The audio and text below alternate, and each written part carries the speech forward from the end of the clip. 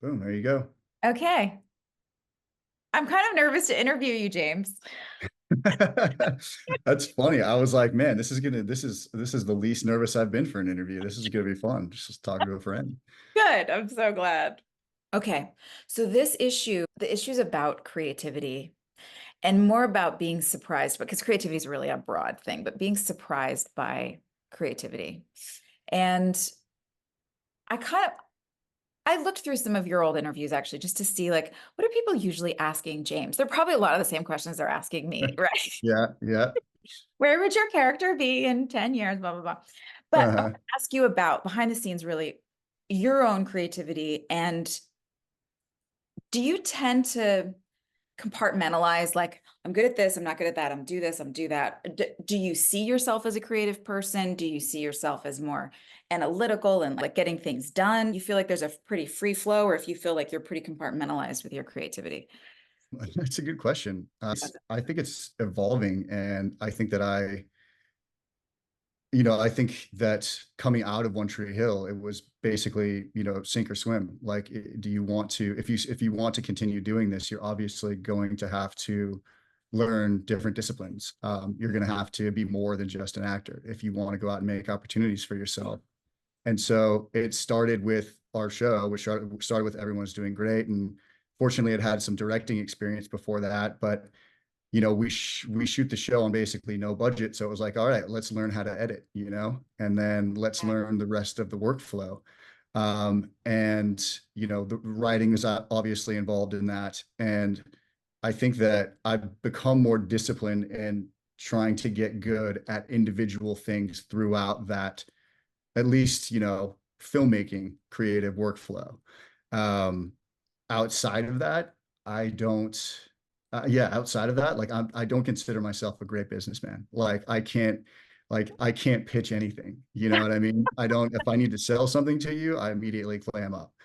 I think for me, it's about like accepting that, trying to get better about it when I can, but also just trying to surround myself with people and listen to people that are really good at those things and at all the things I'm not good at.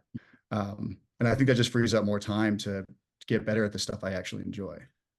What does your creative flow look like? Are you when you guys are writing, I mean, even when you came up with the idea for this show, how does that, are you taking walks? Is it just laying there staring at the ceiling thinking of things? Is it constantly all day long coming at you? Do you have to go into a specific zone? Like, what do you do? Yeah, yeah. I feel like all of the above. Like like I like that you said taking walks because that's on EDG. The first season was Stephen and I writing. The second season we brought Alex Park, my wife, in to write, and Stuart, my brother, in to write. And we would like do these writing sessions. And when things got stale, we would just go out and just go walk the dog around the neighborhood a couple times for like an hour. And it's amazing what that sort of loosens up. Yeah. Other than that, it's trying to dedicate the time to like sit down and try to hammer something out. Like, I'm not going to leave this room until I have something. And then also, I feel like the best stuff, I feel like the most inspired stuff comes from those like shower moments when you've been thinking about something for all day, all week, all month, and it doesn't really hit you until you're, in the shower, or you're driving, you're focused on something else, song comes on, and suddenly it's like your subconscious puts together all the pieces that you've been consciously working on into something that you didn't even know was there. Yeah. um, I mean, that's really, I feel like, the moment that I'm always after, Yeah. like the Yeah. rest of it is just trying to keep it at the front of my mind for long enough for that part to happen. Yeah, I think that's universal. I don't know why we love to torture ourselves, but it's like I feel that way. As I'm writing my book or whatever, if I'm working on a song or anything, I get into this space of just walking in circles and taking the dog for a walk and making dinner and like going outside and making a drink and then sitting and wandering. And I can do that for hours. And then finally something will drop in and I've got 45 minutes left to put it down on paper before my day is over. And sometimes I have days where it's just like a full free flow all day long, but Yeah, it's it's rare. Usually it's just waiting for the puzzle pieces to drop in. yeah, yeah. And I mean, do you feel like that adds like an addictive element to it where it's like, I mean, Yeah. it's kind of like what we do as actors, where I'm at the point now where I can't imagine going to work, and having the same exact routine every single day, because, Yeah. I just don't think I'd be good at it at this point, because my whole life has been just just sort of panning for gold, whether Yeah. it's auditioning or trying to come up with something good creative. And I think you get wired for that, and you get addicted to that hunt, that Yeah. chase. The dopamine hit when it lands. Yeah. It's like, oh, yes. Okay, Yeah. let's go after it again. So you did, when you left One Tree Hill, how was the emotional creative journey for you? Since you're talking about having been in a space for a long time in one thing, the idea of going back to that, what was that emotional journey like for you to leave what had become kind of like a desk job for some of it? I feel like there was a huge part of it where we knew what the routine was. We knew how to just like get it done. And we searched for the creative moments when we could have them, but there was a lot of it that had become routine and rote. And how did it feel to you to come out of that and then find your way into this new leadership role and designing your own show and all this stuff? Yeah. I mean, it felt weird. And it took a while. I mean, I think, I don't know how you thought about the whole process of being on the show, but looking back on it now that I have some hindsight and perspective, I kind of feel like when we first started out, you know, we felt like we were pretty confident in the show. It's like, I Yeah. think we'll be here for a couple of years. And then in season 6 rolls around and you're like, I think it'll kind of always be like this, whether it's this show or something else. And then season 9 rolls around, and you're like, well, I mean, it's definitely always going to be like this. Like, I'll just Yeah. roll into the next one. Yeah. And then coming out of it, it's like the same sort of progression, but going downwards, where you're like, oh, this might be a little different, but we got Yeah. this. And then 5 years comes around, and you're like, this is different. This is what am I going to do? And then for me, it wasn't until, like, when did we finish shooting the show? 2011 or something? 12. 2012, Oh, I no, you're think. right. It was 11. It was November of 2011. Yes. That's right, because yeah, we aired in 2012. Yeah. Um, it wasn't until like 2017 that um, Alex, who was, we were dating at the time, one of the things that was really keeping me sort of going and giving me structure was just writing scripts. Yeah. But all of my scripts were too ambitious to be produced, and I wasn't a filmmaker yet. I didn't know how to pull together, doable versions of them. And she was the first one who was like, why don't you just write something that we can shoot? What a novel Like, idea, right? hey. Yeah. And I think part of me was always terrified of doing that, because it makes it so real so fast. And it's like, Yeah. as soon as you say you're going to do that, well, if you don't, then you failed. So it's like, it was a Yeah. commitment.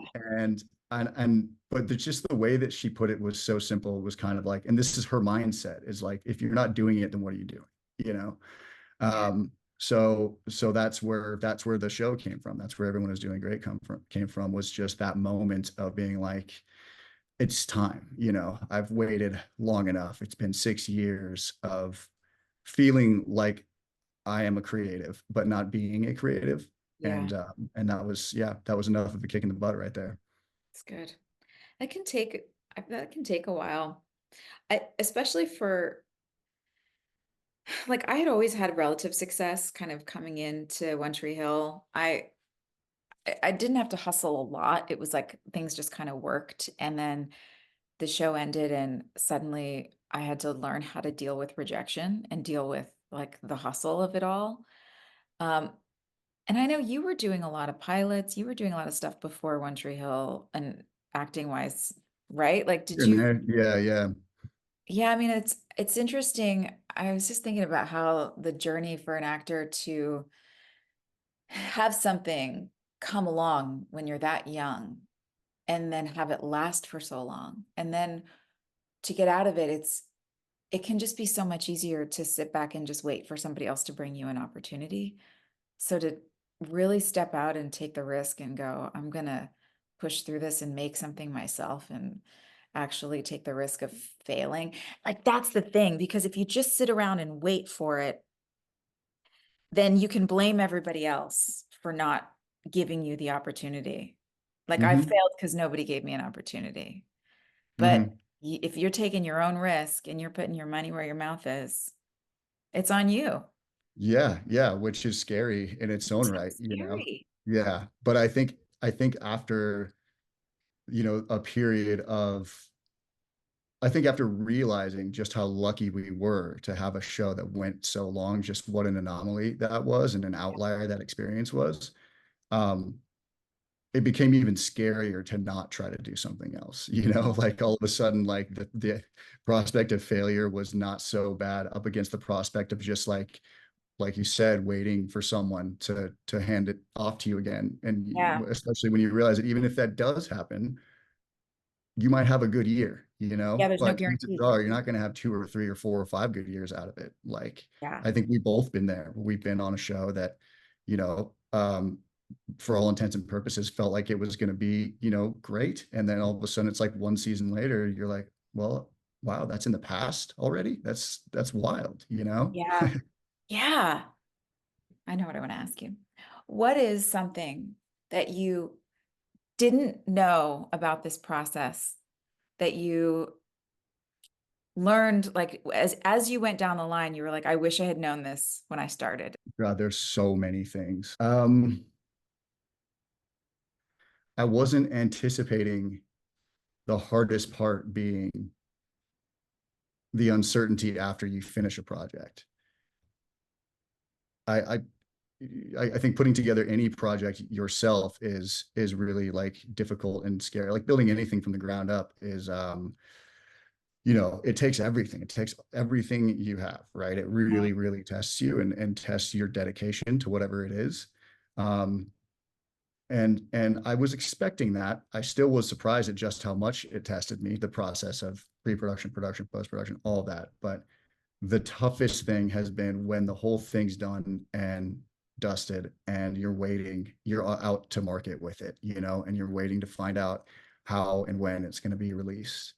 Yeah. And those days going by, especially after you come off of something that really you were really immersed in every way, to come out of that and all of a sudden just have silence and not know where it's going to end up for months on end. And it's out of um your control. Like there's nothing you can do. no, it's like it's off to the people that know, that's off to the business people to go do Yeah. something with it, right? Yeah. um I think that has been the most difficult thing for me to adjust to. I mean, like, I guess it's like I can kind of compare it to being an actor. I feel like the worst part of being an actor is it's not the not working, it's not the auditioning. It's the time between like when you've done your last audition and you're up for a job and when you actually find out whether or not you've gotten that job. Or it's like after you've shot the pilot and you're waiting to find out if the pilot's going to actually go. Like those are the most like painful parts of it. So I feel like I should have been prepared for it, but absolutely was not. What do you do? How do you cope with it?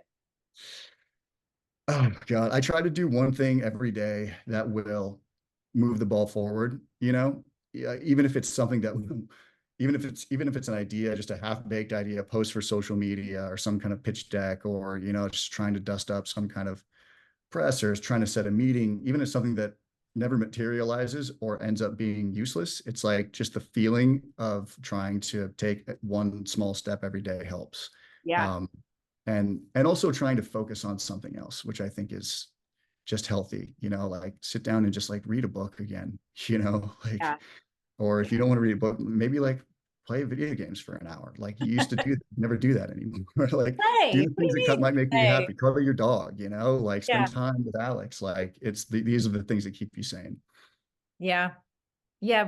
It's funny for actors that I find this happens to a lot of actors. We forget to play because we relegated our playtime to on set when somebody says go. I know for me, I definitely got into the habit because we had this luxury of a show where I knew at least 4 days a week I was showing up to play somewhere.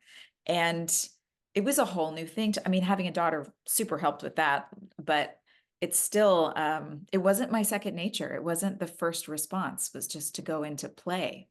Hmm. So what you're saying makes me think about that on the downtime when things are out of your control and there's nothing else that you can do. The I feel value like you were of pretty it. good about that with things back in the day. Like I remember the play that you were booting up. What season was that?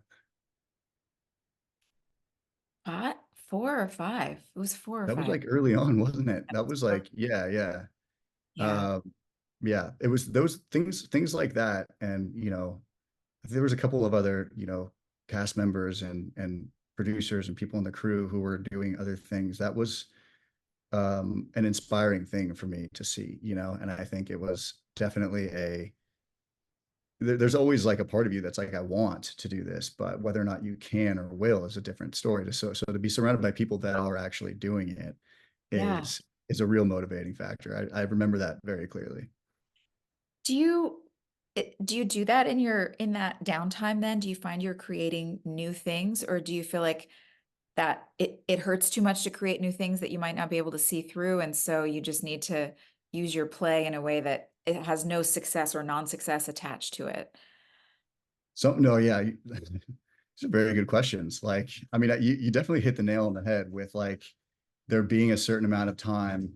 Like after we finish a season of our show, there's a certain amount of time where I can't even thinking about something else. Like there is no new creative energy whatsoever. Like I feel like, and I've talked to, Stephen about it and Alex about it, and it's very much one of those things where we all feel the same way. It's like you just harvested a crop and it's going to take a while for that soil to get rich again and for things to start growing again, for a seed to get planted even. But then when it does, I feel like it just comes on like a tidal wave. All of a sudden there will be an idea and my mind just goes crazy on it. It's almost goes into a manic state where it's all I can think about for 24, 48 hours. Yeah. And I have to jot some, I have to, even if I know I don't have the energy to sit down and write that script, but I'll just jot down the notes that I have that have been like percolating and maybe I'll come back to it. But it takes a while. It takes a while for sure. Although that you're able to honor the creative thing that the sort of crop, the plum that drops down, and take it and be like, Mm. I can't tend to you right now, but you can sit here and I'll remember you and I'll write a note and maybe come back to you one day. Yeah. I think that's really important. Yeah. And this is all new, like all of this stuff has started in the last 5 years. And it's just made me really admire people who are as prolific as they are, like the filmmakers that we all sort of know and love who are always spinning several different plates or churning out a Yeah. showrunner that has 3 shows or a director that does a couple of movies a year, always has something on their slate. That kind of creative energy. It's rare to see people that can do all of those things and do them really well, but they're out there, and They that are, is but they have amazing. teams. They have teams Yeah. of people. But I wonder for them too, where the play comes into play, pardon the pun. But like, I think it's really valuable to be learning this stuff at a stage where we can do that. Like you can create this show and then sit back and take the time, because man, when the gun goes off and something hits and it's like, okay, now we got to go. We saw it happen with our show. You've done several shows since then, and I feel like you can see the pattern of what happens. I actually know quite a few super creative people who have had massive success, and this the anxiety starts closing in. Like, I have to create more, I've got to do more, I've got to use all my playtime for creation time. And then the field starts to run dry because you're Mm. just trying to keep up with whatever you think everyone is expecting of you. Um, There's a little bit of me that like regrets the time that I lost being sort of complacent and feeling like things were going to come to me. oh, me But there are too. also certain times where I feel grateful that I'm a late bloomer because I feel like if if I had started this journey in my mid 20s, um, I might have reached that state where I would have had that excess energy and I wouldn't have had that perspective to know that like you need time for yourself. But because I sort of started this journey in like my early 30s, now I'm almost 40. I feel like you naturally sort of come to these realizations like in that decade where you're like, oh man, life is really short and life Yeah, can't just be about, even if it's your passion, it's still your work and yeah, it can't just be about that. So, yeah. There so is yeah, it's a double-edged sword, I think, but such a drive for success. Success. Yeah, like how do you define success? What does success mean to you? I guess everybody defines it differently, right? Yeah, yeah. I mean, more and more, I just feel like it's happiness, you know? I feel like it's what makes you feel like you are living a full life. And I attach it less and less to professional success. Obviously, for me, because of what I love to do, there's a certain amount of professional success that I think is I enjoy, I would like to enjoy, and Yeah. I have enjoyed. Yeah. Um, but it's not the whole picture by any stretch of the imagination. And I think there's different gradations of it. You know, it's like with our show, what's an outcome that I would consider to be success? Getting it in front of an audience. That's success for me. What kind of audiences do you love? Like, what is something that you wish people did more as audience members while engaging with creative works? You know, I feel like audiences are so active these days and so vocal, and there's so many ways for them to be vocal. I love that about our industry now. It doesn't feel like there's such a barrier between, you know, your your project and your audience. And I feel like that's actually something that One Tree Hill was so clever about. Our cast like went out there and met people and Yeah. spent time with people when they came into town to visit set. And like that barrier was really not there as much. I mean, honestly, I think that they're more engaged than they've ever been. And I think Yeah. they're not afraid to tell you when they think it's bad, which I love. And So you love an engaged audience. You love I people love that an are engaged audience. Yeah. actively communicating with you, letting you know what they love, what Yeah. they don't like. I am curious as to whether or not audiences are going to rent things and buy things when because I don't know about you, but there's a lot of times. Sure, there's great things out there on the streamers and they come along, but I more and more I'm feeling like there's just not enough great things that are being produced at the rate that justifies paying a subscription. And I can't tell you how many hours I've spent in my life, just like searching for something to watch on one of the Searching. streamers. And I've either watched it all or just the rest of it's just not interesting to Yep. me at least. And so what we started doing is renting stuff, like just renting new stuff, renting old stuff, buying stuff. And we're really going back to the days when you used to go to Blockbuster to rent the movie that you wanted to rent, Yeah. and I don't mind it at all. We really enjoy it. And that's like that anxiety scrolling is gone. And I know Wait, that but how do you know what to rent?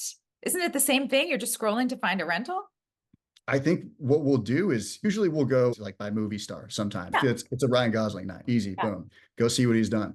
Sometimes there's a list of movies that we've been haven't gotten around to seeing, and one of them's not on a streamer, so we'll go rent it. So I am wondering if audiences are becoming more and more willing to just go off the streamers and just go find something that they want. They know they want. That is interesting because you can so easily get into a streaming zone and you forget because it's just being charged to your account every month. Like you're not thinking about it. And renting, you're clicking the little button that says whatever, $3.99, $24.99, whatever it is that you're renting. You are saying, I am in this moment, am investing in this, which Mhm. definitely keeps me more engaged. I rented the Dick Cheney movie with Christian Bale because I haven't seen it Oh, in Vice. Oh, Yeah, yeah, Vice. Thank you. yeah, Yeah, yeah, Vice. yeah. Um, It's a great one. I yeah, I can love see the that movie. poster in my mind. It was different because when I did click the rental and I remembered kept getting interrupted and I was so irritated because I was like, I just paid money for this thing. Like I want to sit down and watch this.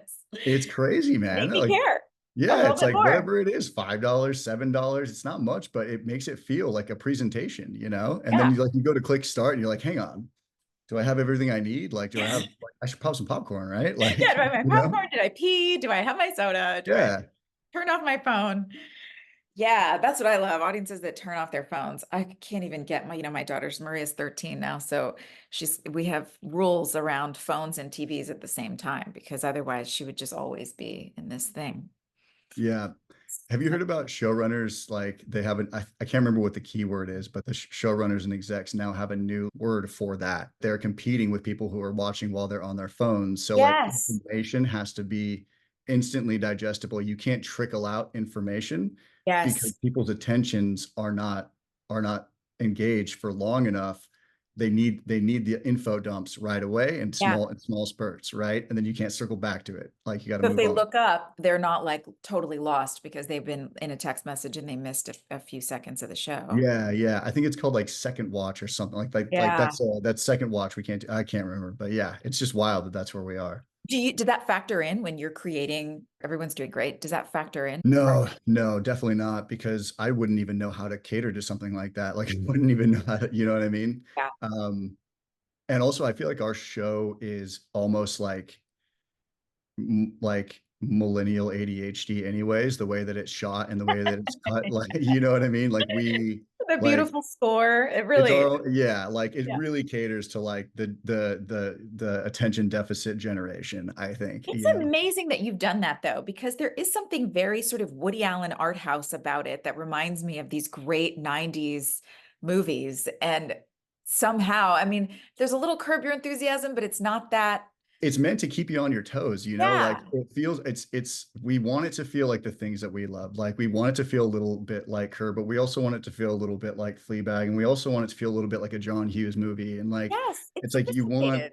so it's really like I don't know. It's like I don't, you know, maybe someone 55, 60 and over would think it's completely schizophrenic, but like it's the way our minds work, you know? So it's It's just a brilliant. reflection. It's amazing that you've been able to merge that modern ADHD brain with a sophistication that is not highbrow. It's like totally accessible and relatable and yet feels artistic and fun. I mean, I really Oh, am a fan. thanks. It's That's really amazing. good. Yeah. Yeah. Appreciate that. Well, you know Michael Grubbs. I think a big Yeah. part of any project, I mean, music is just so make or break for a project, and he's just so creative and he's so capable. And to be like learning this world with him as well, because he's at this point, you know, like we started out as filmmakers with him starting out as a composer for film and television. So we've all learned it together. I'm just so grateful to have him because I think he adds a layer of sophistication to our show that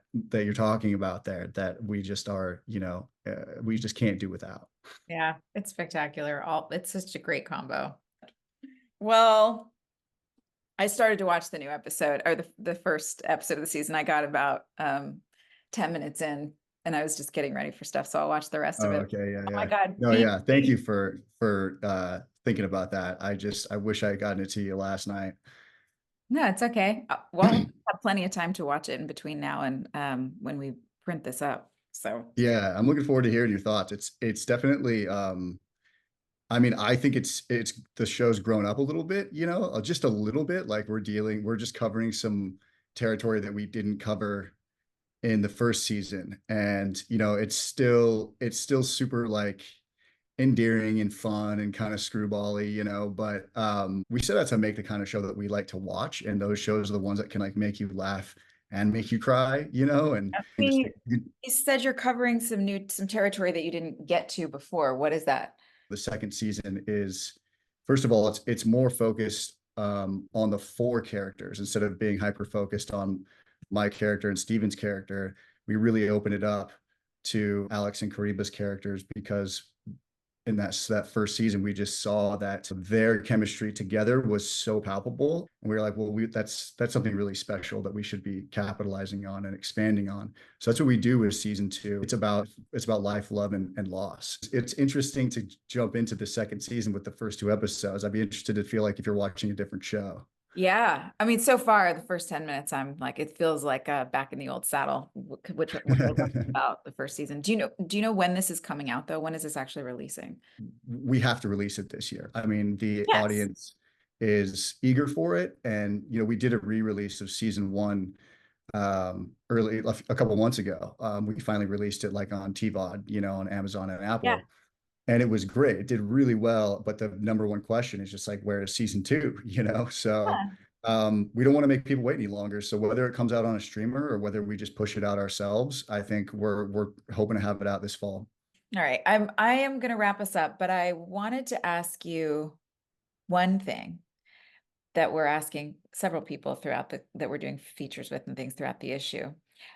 What is, so actually I'll set this up by telling you one of the things that we do every issue is it's called Picture Poison. And we have a bartender on staff who will watch a movie and then create a cocktail that fits the sort of the themes of the movie. And then we have someone come and do a little review of the movie. And so one of the ways we're spinning it for this creativity issue is we're asking two people to watch movies that they really thought they were not going to like, for whether it's personal reasons that they disagreed with, or whether it was just like it seemed boring and that they really were surprised by that it actually moved them. So I wanted to ask you what the last movie was that you saw, or art piece of art or whatever that you saw that you did not think you were going to enjoy or appreciate, but got surprised by. Man, that's great. That's such, because I know there has to be one. I mean, I'm so cynical going into every movie, so this should be easy. Oh, what was the last one, man? I feel like it was like something like big. Oh, I mean, honestly, like Fall Guy. I didn't have high hopes for Fall Guy, even though like I'm a huge Emily Blunt fan, huge Ryan Gosling fan. Yeah. It just looks so big. It looks so big and so studio. Like it looked manufactured. And I It read a looked little like bit you knew about it, and exactly what you were going to get when you turned it on. yeah, yeah. I was like, what are the odds that they got this right? And they got it so right. Like, there's nothing wrong with that movie. It's so, I mean, to my eye, it was just so much fun. And the chemistry was off the charts. And it was like the perfect amount of self-aware, um, but also, story-wise, character-wise, you're in it. You're in it. You're not thinking about anything else when you're watching that movie. Wow. That makes me want to So watch it. I'm excited. I'm going to yeah, rent yeah, it. I was really impressed. I had a great time. That's good. Thank you. I love that. Well, thanks for spending your time. I really appreciate this. It's nice to get to know. I haven't really had a conversation with you about your creative brain and your creative side, and whenever we're at these conventions, it's always so fast, like ships passing in the night. So it's nice to talk. Oh yeah, no, thank you. I mean, this is great, Joy. This is Thanks. absolutely great. Like, but next time around, we'll have to just get together. Yeah, yeah, for sure. I know.